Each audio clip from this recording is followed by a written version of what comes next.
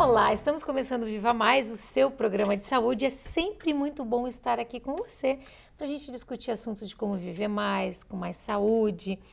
E a gente quer agradecer aquele monte de e-mails que nós recebemos, né, por causa do programa da semana passada, o programa de 5 anos, né, de programa Viva Mais. A gente falou bastante sobre números, né, que nós temos mais de 200 programas gravados. Você pode acessá-los todos no YouTube ou entrar no nosso site www.programavivamais.com.br. Então a gente sempre convida, né, interaja conosco. Inclusive hoje a gente tem uma questão que ficou no ar. Muitos dos e-mails que nós recebemos eram pessoas dizendo assim: a gente gostou mais do cenário com poltrona, a gente se sentiu mais íntimo de vocês. Aí tem outros que escreveram assim: não, a gente preferia bancada. Então existe esse dilema, a gente quer agradar você. Então assim, ó, se você gosta mais de bancada, a gente adoraria que você mandasse um e-mail para nós. O que é bancada? Essa nossa mesa aqui, né? Perfeito. Então assim, ó, qual é a diferença que eu acho, Miguel? É que essa bancada ela é mais informativa. Na verdade, a gente gostaria até de explicar para você que a gente sempre explica que todos os nossos convidados são realmente convidados nossos. Nunca nenhum profissional pagou para vir no nosso programa, né? Quando eu e o Miguel resolvemos montar o programa Viva Mais, foi porque a gente queria um programa muito sério de saúde na televisão, que a gente trouxesse o profissional, que ele tivesse 1 hora para falar sobre o assunto, né, Miguel? Porque normalmente os programas, quando é entrevistado, as pessoas ficam acelerando a gente começa e não consegue terminar o assunto que a gente veio para explicar. Então a ideia era trazer um programa informativo e sério. Então nunca nenhum profissional pagou para vir e jamais pagará, porque o nosso programa é para ser sério. E é para ser informativo.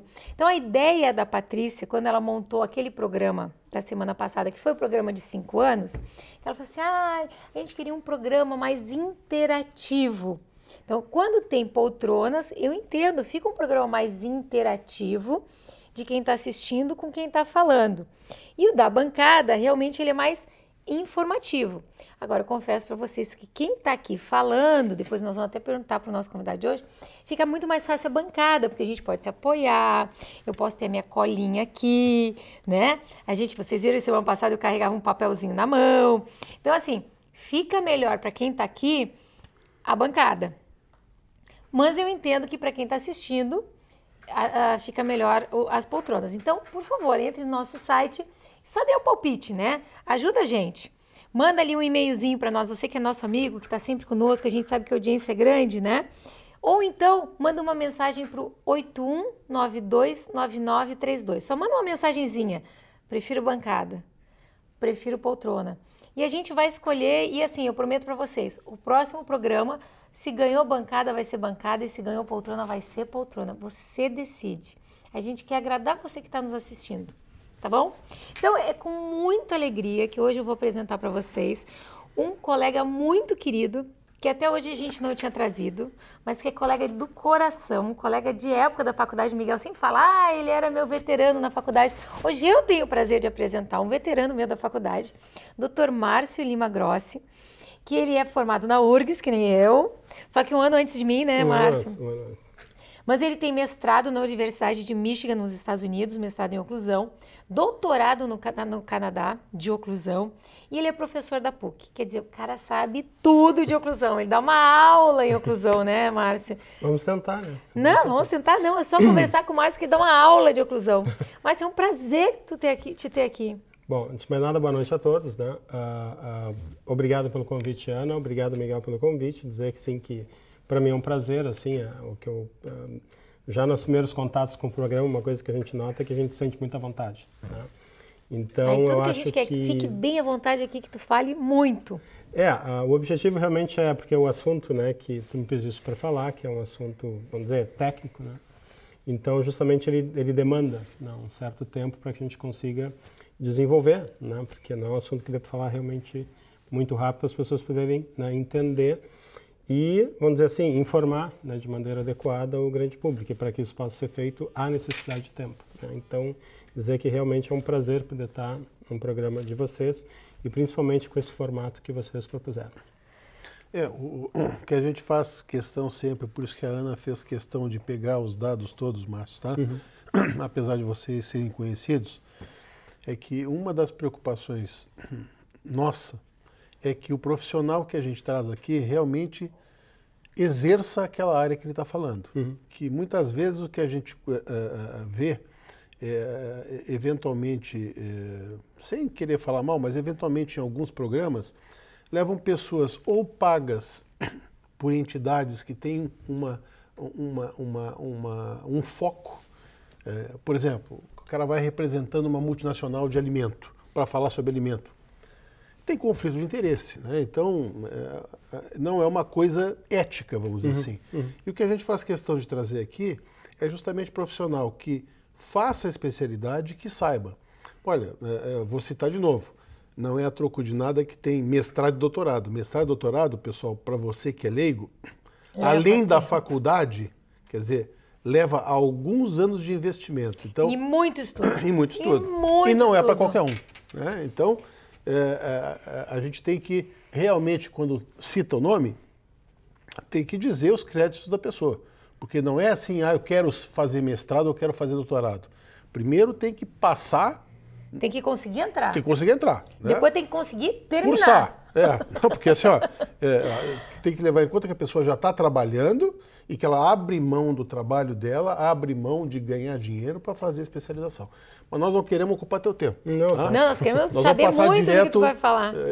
O que é bruxismo? Não, né? ele podia explicar primeiro o que é oclusão, né? Porque muitas das pessoas que estão nos assistindo, eu expliquei que tu é especialista em oclusão nos Estados Unidos, fez mestrado em oclusão nos Estados Unidos, doutorado em oclusão no Canadá. Muitas das pessoas que estão nos assistindo devem ter pensado, o que será que é oclusão, né? Bom, vamos começar pela origem do termo. Oclusão é uma palavra latina que quer dizer occludere, quer dizer fechar. Tá? É que, isso lá no século XIX, quando os primeiros trabalhos odontológicos foram feitos na época, a grande epidemia na Europa na época era o edentulismo, né? Que veio com o consumo de açúcar da Índia. Então, o edentulismo era ficar desdentado. Totalmente desdentado, né? E a odontologia era basicamente extração de dentes, né? Não havia nenhuma uma especialidade. Curiosamente, o Brasil, se não foi o primeiro, foi um dos primeiros países do mundo a criar a área de odontologia, né?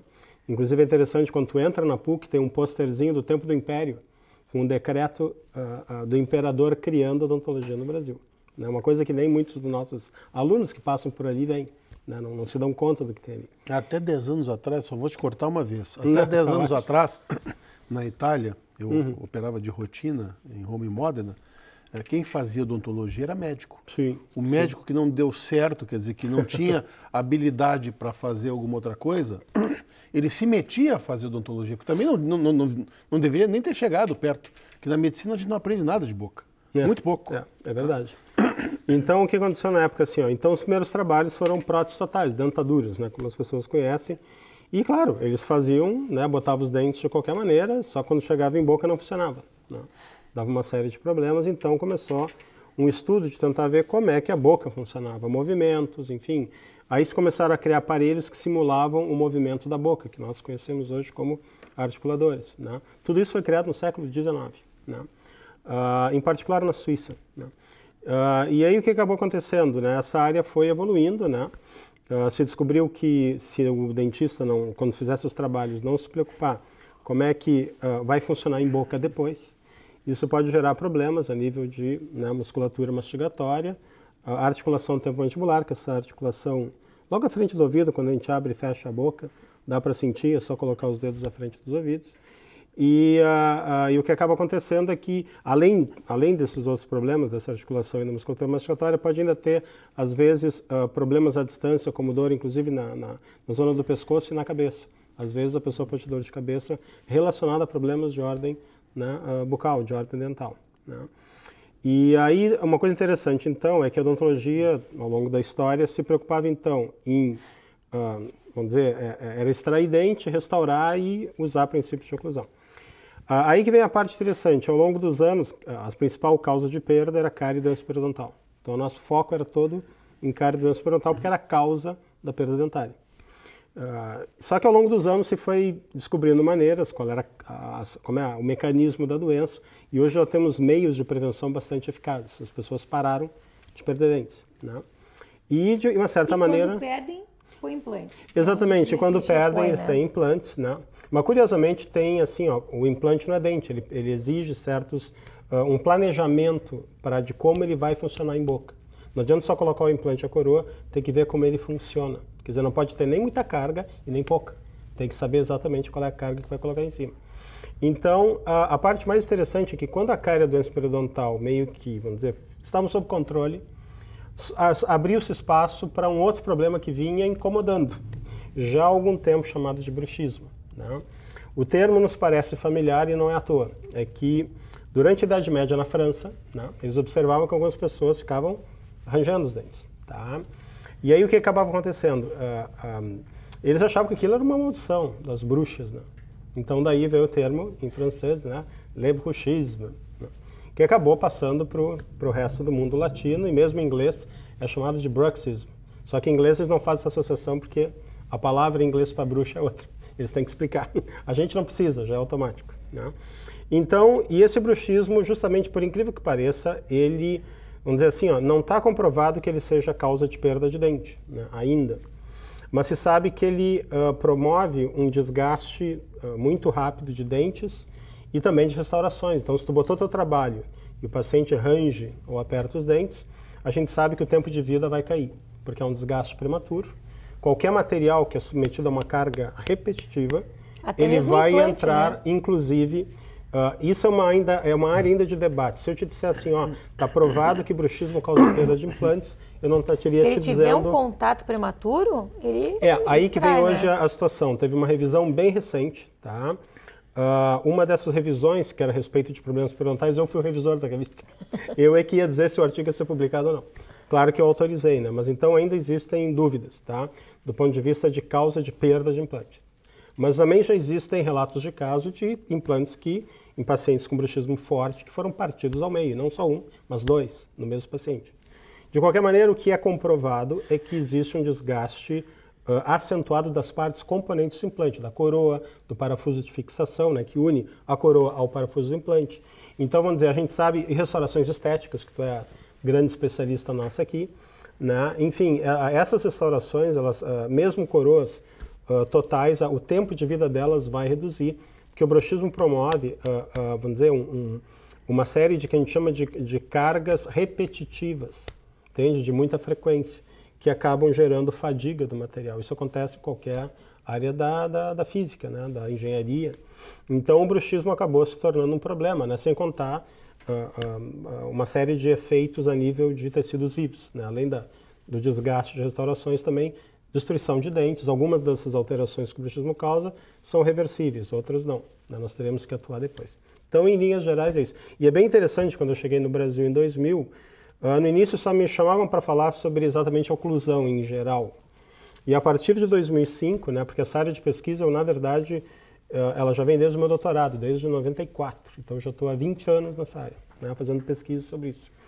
E a partir de 2005, quando essa área no Brasil começou a ganhar força, eu trouxe aqui, né, tá aqui no slide do computador, isso aqui que estão vendo, essas bandeirinhas, é uma série de eventos, né, de grande porte no Brasil, que eu tive o privilégio de ser convidado. E, claro, tem uma nova bandeirinha aqui do programa. Né? E é a maior, é a maior, é a mais em destaque. Né? E aqui embaixo, aqui, só para a senhora ver, é um núcleo de pesquisas que nós temos na PUC, que é reconhecido pelo CNPq, que justamente pesquisa particularmente essa área. Tá? Então, eu já venho pesquisando isso há bastante tempo, então me impressionou o interesse, tá? Como cresceu o interesse nessa área, né, nos últimos anos. Do bruxismo. Do bruxismo. Foi uma coisa assim, a partir de 2005, assim, foi explosivo, né?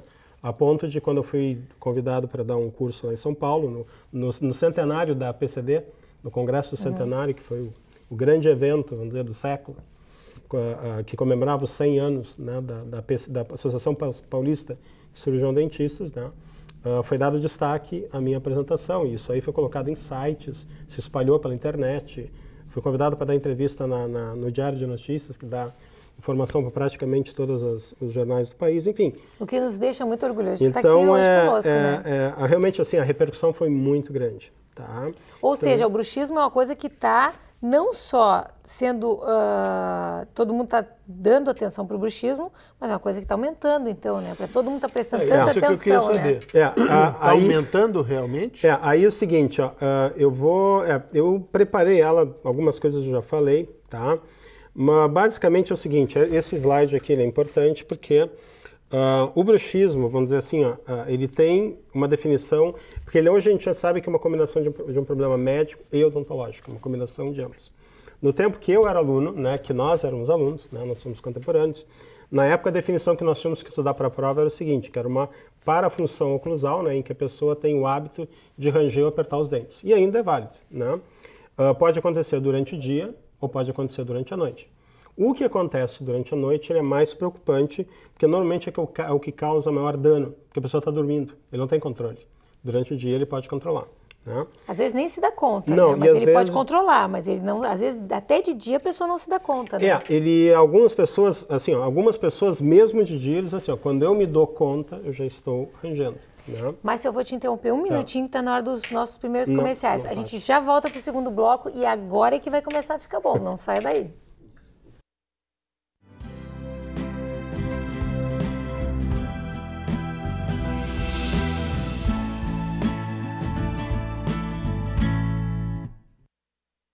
Seu sorriso está sempre com você.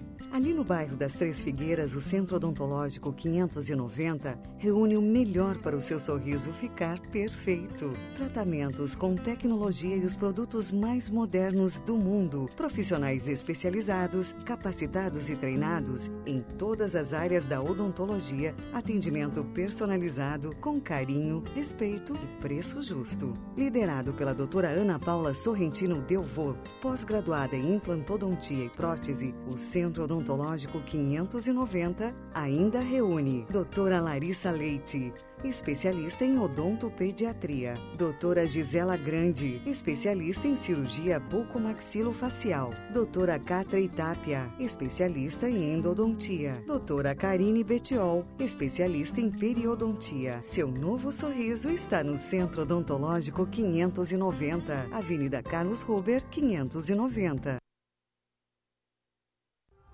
Você sonha com agilidade ao dirigir, com incrível design aerodinâmico, segurança e precisão nas curvas e a potência que você sempre quis. Poucas coisas na vida falam mais sobre você do que o carro que você dirige. Sua família. Não está na hora de você se dedicar a ela? Da Igreja de Jesus Cristo dos Santos dos Últimos Dias. Olá, tudo bem? Eu sou Laí Ribeiro, sou cardiologista, nutrólogo. Estou aqui para conversar com você sobre a sua saúde. Eu tenho 85 DVDs nessa área. Vou lhe apresentar alguns. Eu tenho aqui Envelhecer Sem Ficar Velho, Modulação Masculina, Modulação Feminina, Melhore o Seu Cérebro, Melhore Sua Vida e Mude Sua Alimentação, Mude Sua Vida. Conhecimento é poder. Você aprende, você vê a diferença que faz, você analisa e quando você for conversar com o seu médico, você vai saber dizer o que você quer. Porque hoje, suplementação faz parte da sua vida.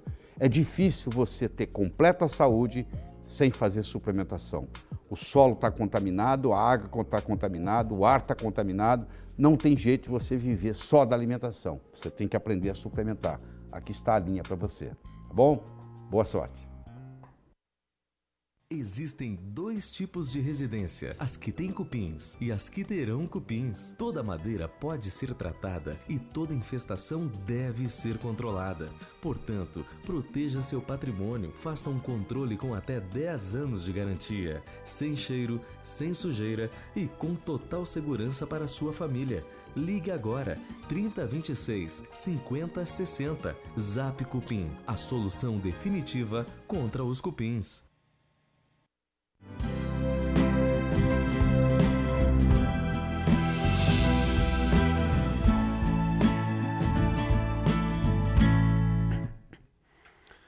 Você que está nos acessando agora, como a Ana falou, agora que vem realmente a parte interessante, né?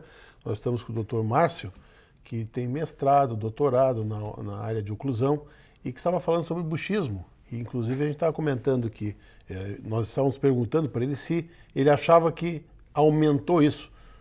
Opinião de leigo, porque eu não entendo nada de dente, né? Acho que deve ter aumentado, porque com o PT no governo aí não tem como o cara viver feliz, né? Não, inclusive assim, Márcio, lá na clínica, no passado as pessoas procuravam muito por estética. Hoje as pessoas aparecem com os dentes quebrados ao meio. Como eu estava mais ou menos tentando explicar, o que acontece é o seguinte, antigamente os problemas que a gente se preocupava era cárie e doença periodontal. Isso ficou sob controle. Agora se descobriu que tem uma outra doença que também pode causar, vamos dizer, um estrago considerável. Teoricamente, vamos dizer, a perda de dente não é muito comum, mas ele pode causar um desgaste muito rápido de restaurações e dentes também. Como tu falou, pessoas chegam lá com o dente quebrado, né? Então, simplesmente é um problema sério. Então, para poder explicar o bruxismo, para poder atacar um problema, a gente tem que saber mais ou menos qual é a causa. Isso aí é um princípio básico. Então, a gente estava explicando que o bruxismo é um hábito de ranger ou apertar os dentes, ou durante o dia, ou durante a noite. À noite a gente chama de bruxismo noturno, durante o dia o diurno. E a gente acha que o noturno, já é comprovado, ele é o que tem maiores efeitos danosos, porque a pessoa está dormindo e não tem controle algum. Durante o dia, pelo menos, algum controle a pessoa tem. Né? Então, e aí que vem a parte mais interessante, que até a década de 70, não se correlacionava o bruxismo com problemas de sono. Tá? A primeira pessoa a relacionar foi, curiosamente, na minha banca de doutorado, que é o Dr. Harvey Moldovsky, que é uma autoridade mundial. Ele é professor emérito da Universidade de Toronto. Né? E um dos grandes orgulhos que eu tive foi justamente ter trabalhado junto com ele. Né?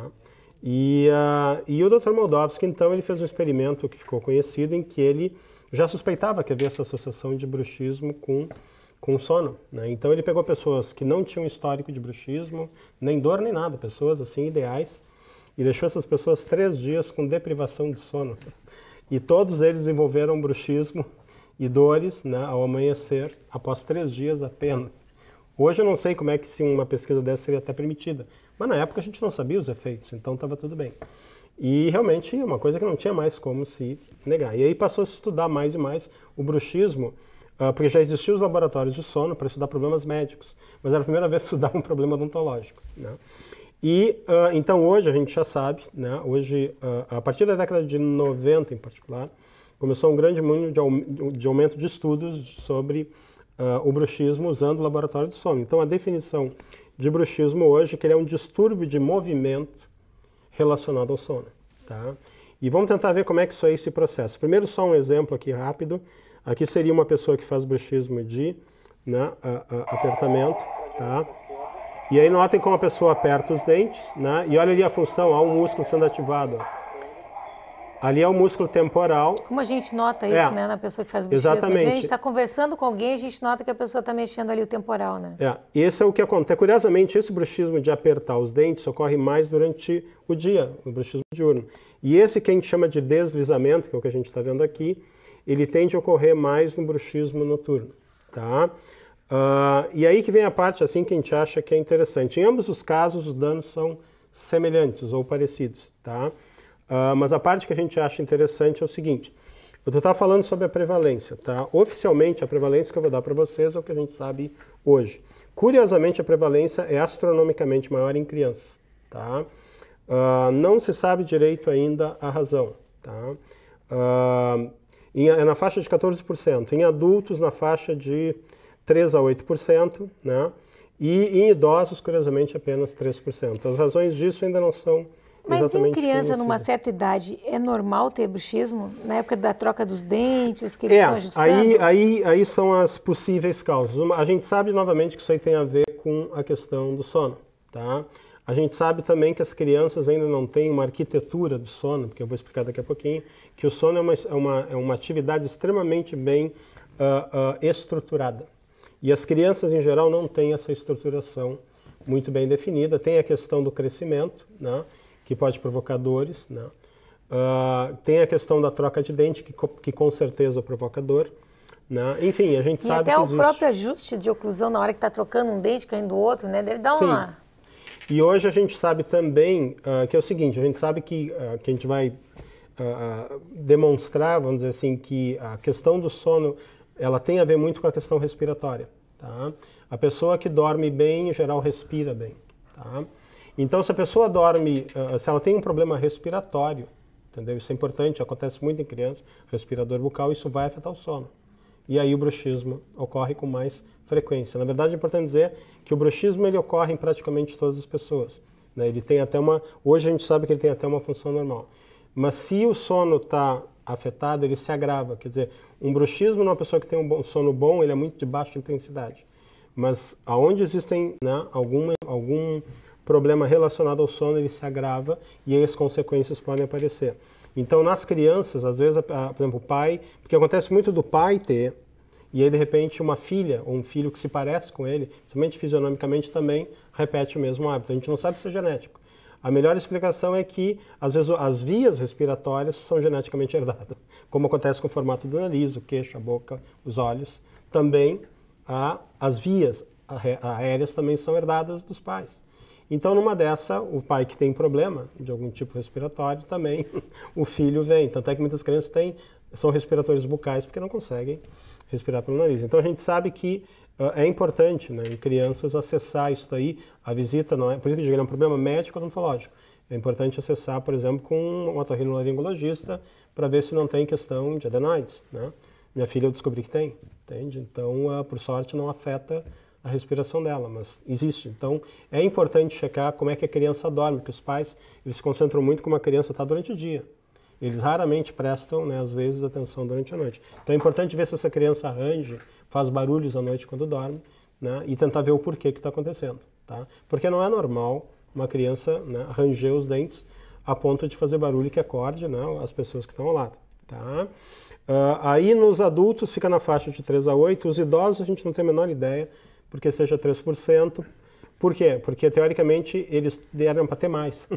Né? Porque, vamos dizer, a arquitetura do sono que existia quando eles eram jovens desaparece, ou piora. O velho, como a gente costuma dizer, o idoso, ele geralmente começa a cochilar muito durante o dia, justamente porque o sono à noite fica comprometido. E por alguma razão, a gente acha que é por prioridades, que a pessoa passa a ter prioridades mais graves, entende? Doenças como diabetes, entendeu? Hipertensão, câncer, derrames. Então, o bruxismo, esses problemas têm uma prioridade melhor, isso realmente não dá atenção ao problema. Então, por isso que essas prevalências têm que ser sempre olhadas com algum Não algum pode cuidado. ser em função da massa muscular? Também, isso é um outro problema. Tem Sim. sarcopenia, né? Tem perda de massa. Exatamente, isso é um outro problema que a gente, assim, ó, porque para que a pessoa respire, as vias respiratórias têm que estar, né, abertas, né? E elas são determinadas muito pelo tônus muscular, entende? À medida que a gente vai envelhecendo, o tônus vai diminuindo, tanto que o ronco vai aparecendo à medida que a pessoa, né, vai envelhecendo. É muito comum a pessoa a partir dos 50 roncar, porque é perda de tônus muscular. Tá? Então, por isso que é estranho que a pessoa idosa tenha uma prevalência tão baixa. É que essa prevalência é baseada em atendimentos, entendeu? Não quer dizer que a pessoa não tenha, é o quanto ela procura, entendeu? O quanto ela se preocupa com esse tipo de... O quanto ela está a par, isso aqui é por questionário, então, se a pessoa está a par do problema ou não. Às vezes a pessoa pode ter e não está a par, tá? Isso pode acontecer também. Hoje em dia, como eu falei, as pessoas estão cada vez mais usando laboratório de sono, né? E em casos, assim, não seriam todos casos de bruxismo, mas em qualquer caso de bruxismo que nós tenhamos, em que a gente suspeita de um problema de sono mais grave, um bruxismo muito severo, em que existe a presença de ronco ou a suspeita da pessoa acordar durante a noite por falta de ar, isso é um indicativo de apneia do sono, que é uma doença grave do sono. Também sonolência diurna, pessoas que ficam cochilando o tempo todo, às vezes na direção do automóvel, muitos acidentes causados por isso. Então, é importante que, por isso que eu falo, não é só um problema odontológico.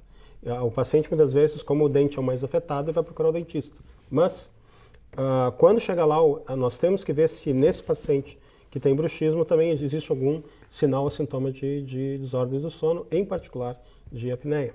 Tá?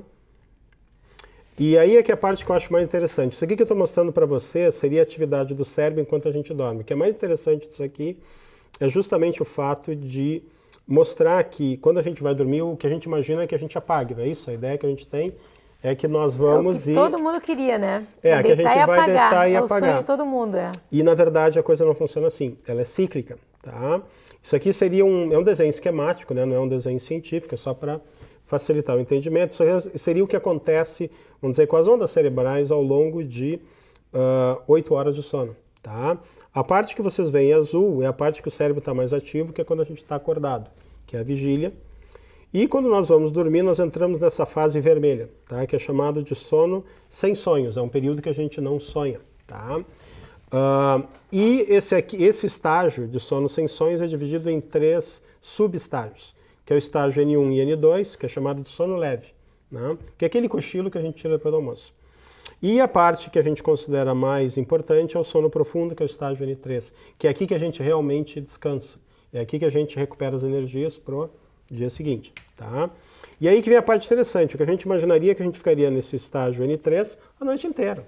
Não é o que a gente imaginaria. Que é o amarelo, não? Seria a parte mais embaixo do vermelho. Lá embaixo do vermelho. Isso, seria a parte mais, a maior depressão da curva vermelha, é o sono profundo, quer dizer, é o mais baixo nível de atividade cerebral. É aí que a gente tem a regeneração, né? A recuperação. Sim, toda. Recuperação de neurotransmissores, regeneração celular, enfim. Ele é um sono vital para qualquer pessoa. Aí que vem a parte interessante. Em vez de ficar naquele estágio, ele volta ao sono leve. Tá? Ele volta ao estágio N2, ao estágio N1. E aí ele entra num estágio que nós ainda não entendemos nem porquê, que é o sono com sonhos, que é chamado de estágio REM. É uma sigla em inglês para movimento rápido dos olhos. Que quando a pessoa sonha, os olhos ficam se mexendo, mas as pálpebras fechadas. É muito engraçado. E, do ponto de vista de fisiologia, quer dizer o seguinte, o cérebro está ativo como se ele estivesse acordado, mas o corpo em total dormência. Então eles chamam de sono paradoxal. Não se sabe nem para que serve esse sonho, mas ele marca o fim de um ciclo e o início de outro. É só o que a gente sabe. E aí, novamente, ele entra em sono leve. Aí vai para o sono profundo, volta para o sono leve, tem outro episódio de sono. E assim vai até chegar no início da manhã e, novamente, acordar. Mas o que é interessante é que, nesse período das primeiras 5 horas, é quando a gente tem a maior parte do sono profundo. Nas últimas 3 horas é um sono leve. Então, as primeiras 5 horas de sono são vitais, tá? E aí que vem o problema.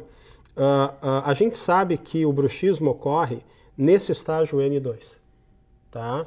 80% dos episódios. E a pergunta é, por que ocorre? O que é tão especial desse estágio? Por que ocorre aqui? A gente vai tentar demonstrar com um vídeo uma pessoa no estágio N2. É relativamente simples de entender. Ele vai ter, ao mesmo tempo, uma onda rápida, de como se ele tivesse acordado, misturada com uma onda lenta, de como se ele estivesse em sono profundo. Então ele é uma espécie de limiar entre um sono profundo e um sono leve, tá? Então é como se tu estivesse querendo entrar no sono profundo, mas tu volta, entende? É como se tu acelerasse o carro, aí tu dá uma desacelerada, acelera de novo, então tu fica num ciclo de aceleração e desaceleração, tá? Então quando tu está tentando entrar no sono profundo, de repente tu tem uma aceleração do cérebro, tá? E curiosamente esse sono é quase metade, a maior parte do sono é o sono leve, em particular o estágio N2, metade, um pouquinho mais da metade do sono nesse estágio. Então nós temos exatamente isso daqui, ó. A pessoa começa a se mexer, se ela não está despertando, ela está dormindo, daqui a pouco ela desperta, né? Dá uma mexida, vamos dizer assim, né? Ela se ajeita na cama, por isso que a gente nunca fica parado na cama, né? A gente sempre se mexe, a gente deixa numa posição, deita numa posição e acorda em outra, né? Bastante comum, né? Então, nesses micro despertares é que o bruxismo ocorre, tá? E a gente não sabia direito por que essas coisas ocorriam. Então, isso aqui é apenas para entender o porquê que a gente acha que o bruxismo ocorre nesse estágio. Então, ele é parte de um mecanismo fisiológico do próprio corpo. Ele não é isolado.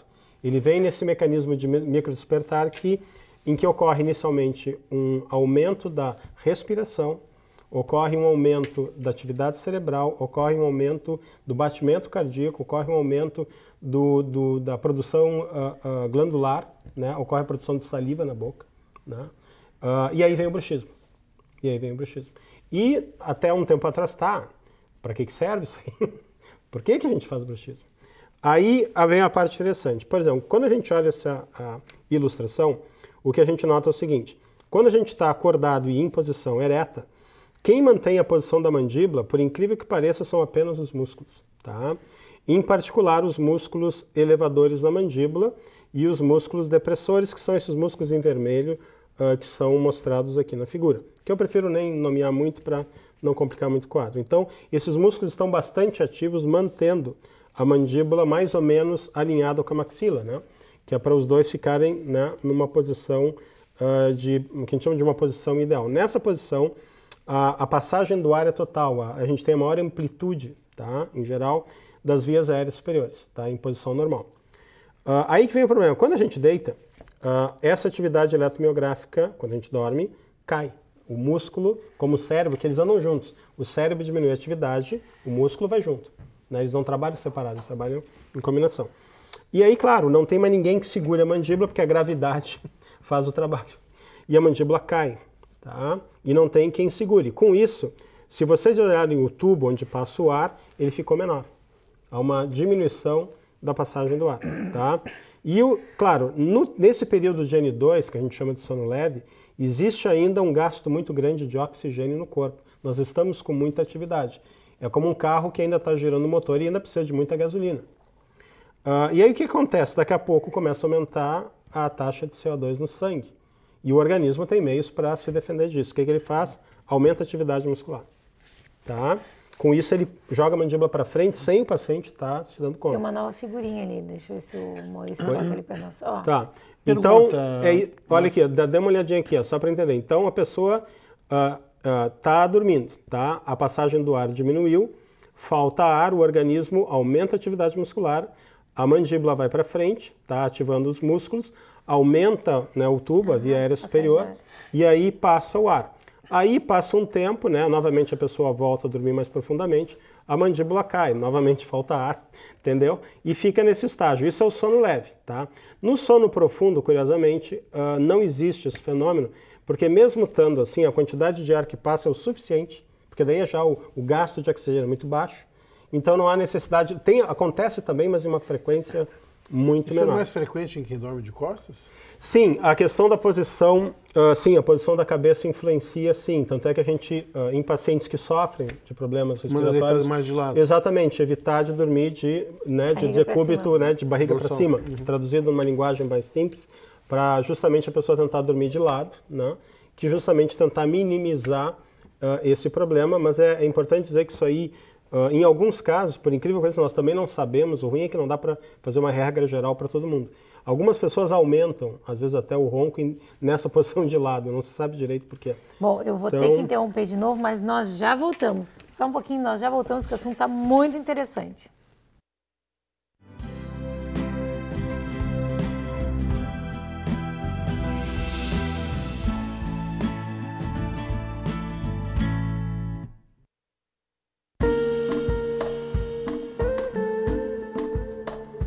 A cirurgia plástica é um instrumento para a busca da felicidade. Toda vez que nós temos uma maior harmonia entre corpo e mente, nós temos uma pessoa feliz. Pequenos defeitos que nós herdamos quando nascemos, como uma orelha de abano, um nariz adunco, uma mama que não tenha se desenvolvido de forma apropriada, assim como outros pequenos defeitos que vamos ganhando com o envelhecimento. Rugas, sobras de pele, gorduras mal localizadas, são todos possíveis de serem melhorados pela cirurgia plástica. Importante lembrar, quando você quiser fazer uma cirurgia plástica, procure um médico que tenha 6 anos de medicina, 3 anos de cirurgia geral, mais 3 anos de cirurgia plástica, que seja reconhecido pela Sociedade Brasileira de Cirurgia Plástica e que seja reconhecido pelo Conselho Federal de Medicina.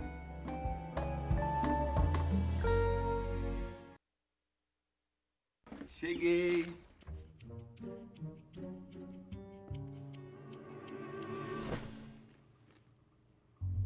Pai, você não vai ficar bravo comigo, né?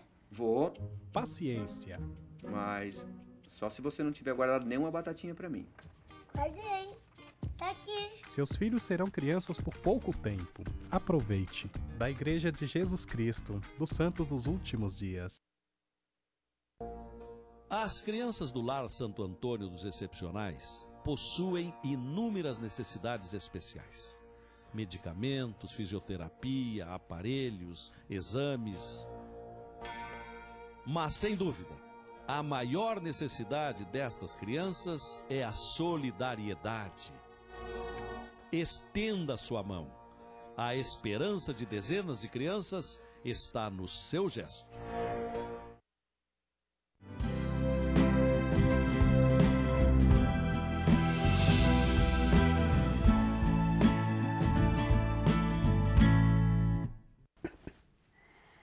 Olha, eu acho que você já recebeu bastante informação Eu já estou com isso aqui do que é o bruxismo, né, e dos problemas de oclusão, mas muita gente deve estar se perguntando assim, tá, e o que isso causa, né?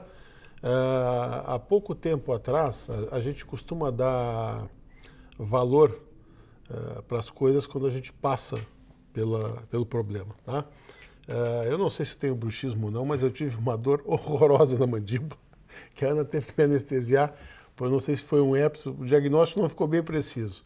Mas eu comecei a dar valor para dor de dente, viu, Márcio? Porque a gente, como não é da área, assim, mas que tanto? Eu escutava falar na faculdade que o paciente com dor no trigêmeo, né, que muita gente se matava. Eu disse, mas que besteira, o cara se matar por causa de...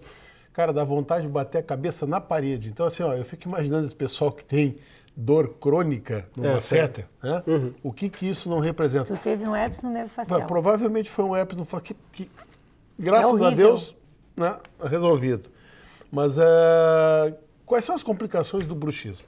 Bom, como eu expliquei, assim, claro, se não houvessem complicações, a gente não se preocuparia com eles, né? Nós nos preocupamos porque as principais, eu tentei delinear aqui nesse slide, né, do lado esquerdo, as principais consequências, né? Então, a primeira delas é sensibilidade e desgaste dental, tá? Como vocês podem ver nesse desenho, esses dentes já estão bastante desgastados, tá? Eles são meio que aplainados, eles vão ficando cada vez mais planos. Eles perdem aquela anatomia, vamos dizer, cheia de circunvoluções do dente e vão se tornando cada vez uma superfície parecida com essa mesa aqui, tá? Dores de cabeça impressionante, 90% dos pacientes com bruxismo relatam dor de cabeça, é o sintoma mais comum, tá? Às vezes também dores na face, já dores e sons, tipo um estralo, ou às vezes tipo um estralo quando a gente faz o estralo dos dedos, né? Ou também, às vezes, aquele barulho da porta quando está enferrujada, sabe? Que é isso? Nós chamamos de crepitação. Quando abre aqui assim, o estralo e também a crepitação, que é o que nós chamamos, né? E também, às vezes, aumento do volume, principalmente do músculo masseter, que é o músculo da face, né? E também do próprio temporal, o que explicaria a dor na face e a dor de cabeça, que é onde estão localizados esses músculos, tá? E, claro, se a pessoa é do tipo que range os dentes só à noite, esses sintomas aparecem logo ao amanhecer, quando ele acorda. E quando ele tende a fazer durante o dia, ocorre mais no entardecer, tá? E uma das maneiras que a pessoa em casa pode... como é que eu vou saber se eu tenho ou não? Realmente não é fácil. Se ele não for de grande intensidade, dificilmente a pessoa vai saber. A melhor maneira é ver de manhã, logo que acorda, como é que estão os sintomas. O bruxismo noturno. O diurno é mais fácil, porque a pessoa está acordada e ela se pega fazendo, né? E o noturno tem um sinal que a gente chama de patognomônico, que não precisa nem fazer exame em laboratório de sono para ter certeza. Sons noturnos, que o bruxismo é tão intenso, ele é tão violento, que acorda a pessoa que está do lado. Tá? Quer dizer, ele não deixa a pessoa que está do lado dormir. Tá? E nesses casos é que a gente fica muito preocupado, quando os sintomas, né, são muito severos, quer dizer, sons noturnos muito fortes, dores pela manhã de cabeça, sensibilidade dos dentes muito fortes, dentes fraturados já de manhã, a pessoa sente restos de dente dentro da boca, que aí, às vezes, pode até ter um problema de sono associado. Quer dizer, um bruxismo muito severo é uma suspeita de um problema relacionado a um problema de sono mais grave, que aí sim é obrigado a mandar, ou é recomendado a enviar para um laboratório de sono. Tá? Então, se os sintomas são leves, teoricamente não haveria necessidade. Mas se os sintomas forem severos, nós temos que ficar, né, atentos. E aqui algumas coisas que acontecem também. A própria língua, durante o período que a pessoa arranja, ele também aperta a língua contra os dentes. Tá? E vai ficando com a marca dos dentes na língua. Esse já está com a plaquinha ali, ó. Esse aqui já está até com a placa. Então fica essas marcas de dente na língua. Ou marca, que é interessante, os lábios apertam contra os dentes, ele fica com edentações, né? Como a gente vê na figura abaixo, né? Por causa dessa pressão que o lábio faz. No lábio e na bochecha, né? Inclusive, no lábio e na bochecha, muito bem lembrado. Bom, agora a gente vai ver um pouquinho sobre o efeito do bruxismo sobre os dentes. O principal efeito que os bruxismos têm sobre os dentes é o desgaste. Como vocês podem ver nessa ilustração aqui, nessa foto, os dentes foram praticamente, né, desgastados, né, foram aplainados, a ponto de remover a capa de esmalte, que é a capa mais externa do dente, tanto nos dentes posteriores, que são os dentes de trás, como os dentes também anteriores. Tá? Isso ocorre mais no bruxismo de deslizamento, que a gente chama, né? e ocorre mais à noite. Esse tipo de bruxismo, esse tipo de caso. Aquele que é o bruxismo diurno, que ocorre mais durante o dia, a pessoa tende a apertar mais os dentes, tá? E aí começam a ocorrer fraturas, tá? Que é o que a gente está vendo nessa foto aqui, né? Então os dentes começam a ficar todos quebradinhos, tá? Diferente do outro que ele fica com uma superfície lisa semelhante a essa mesa daqui. E ainda tem um terceiro tipo que não é muito comum, que deixa uma espécie de lesão em forma de um prato, né? Lesão em forma de pires. Não é muito comum, né? Mas também acontece. Obviamente que essas lesões são irreversíveis, né? O máximo que a gente pode, aí é o caso, né, do cirurgião dentista, né, restaurar esse dente. Mas, novamente, qual é a importância de, se o dentista restaurar o dente e não se preocupar com bruxismo, a vida do trabalho dele vai encurtar. Tem que tratar a causa, né? Exatamente, o trabalho vai ter vida curta. Né? Se ele quer que isso aí tenha um pouco mais de longevidade, ele vai ter que... É muito comum, eu já recebi vários casos, e às vezes assim, curta de coloquei, daqui a uma semana caiu. Ou então chega até quebrar, né, uma raiz, uma coisa assim. Exatamente. Mas tem algum exercício que o paciente possa fazer para alongar essa musculatura, para relaxar essa musculatura antes de dormir? Bom, claro que isso aí ajuda, porque obviamente musculatura, a gente tem até algumas Porque fotos. eu fico pensando, né, a gente faz academia, faz exercício, depois a gente sim. alonga, né? Sim, durante o dia a gente mastiga, a gente fica olhando. Tem alguma coisa que a gente possa alongar essa musculatura? Basicamente é a abertura forçada de boca, né? A pessoa abre a boca, né, e tenta manter essa boca aberta por alguns segundos, tá? Semelhante ao que aconteceria numa academia. Lembrando sempre que isso aí vai ajudar a aliviar os sintomas musculares. Dá uma alongada, fazer uns alongamentos, né? Eu acho que tem algum tipo de alongamento, né? Exatamente, isso alivia. Na verdade, isso é parte da... É uma pena, porque na medicina a fisioterapia já é consagrada. Né? Não tem um médico traumatologista que não trabalhe com fisioterapeuta.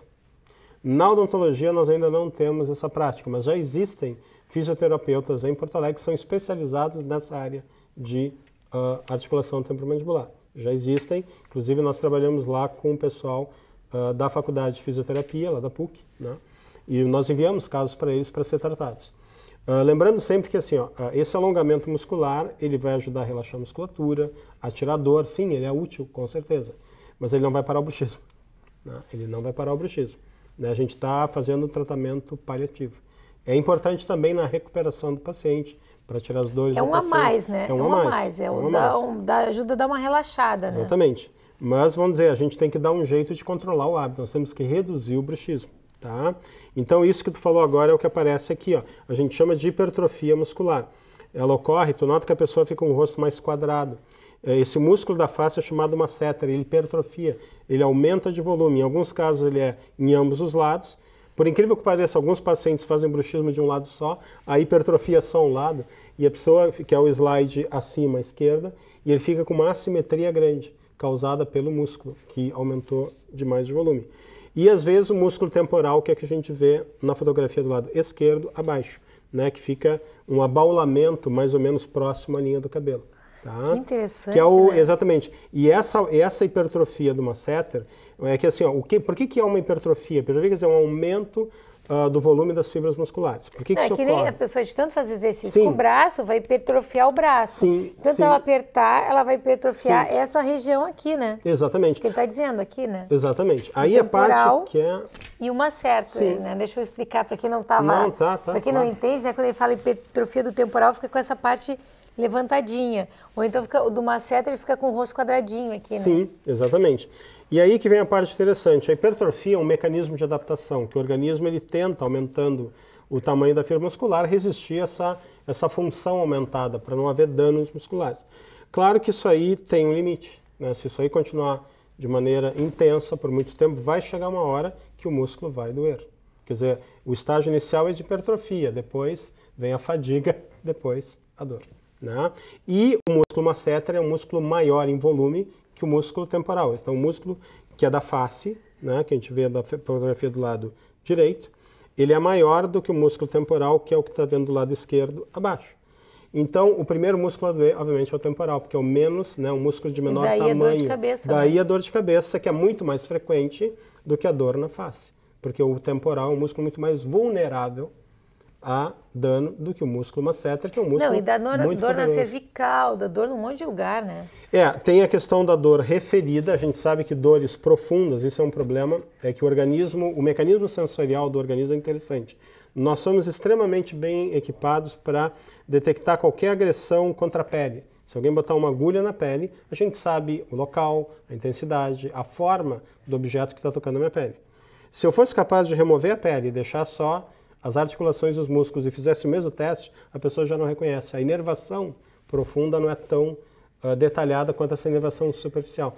Então, sempre que há um dano numa estrutura mais profunda, como é o músculo, né, invariavelmente o organismo não sabe direito onde é que é. Então, às vezes, tu pode ter uma sensação de que a dor, além dali, ela pode ser também em outro lugar, né? Existem outros mecanismos também neurofisiológicos para tentar explicar, mas também essa dor referida ocorre principalmente em tecidos profundos, como articulações, músculos, dentes. Muito comum o cara com dor de dente embaixo e o dente que dói é de cima. E o problema está aqui embaixo, né? Márcio, dicas para quem está nos assistindo, tá? A pessoa se dá conta que está acordando com dor, está com dor na face, com dor de cabeça, né? Agora, tal. O que fazer? Basicamente isso. Tá. O que tu sugere? Claro que tem que procurar o dentista, né? Aí os tratamentos são o seguinte, eu até fiz um resuminho geral aqui. Tá? Aí a plaquinha. Essa é uma placa comum que a gente usa, geralmente ela é colocada na arcada de cima, mas também, se o paciente tem bruxismo noturno, a gente coloca na arcada de cima. Se ele tem bruxismo diurno, a gente coloca na arcada de baixo para ele poder falar durante o dia enquanto usa a placa, né? A placa ela ainda é o nosso principal meio, né, de tratamento. Eu vou explicar daqui a pouquinho por quê, no próximo slide. Além disso, nós temos que tentar... a placa ela ajuda para evitar que a pessoa continue destruindo o dente.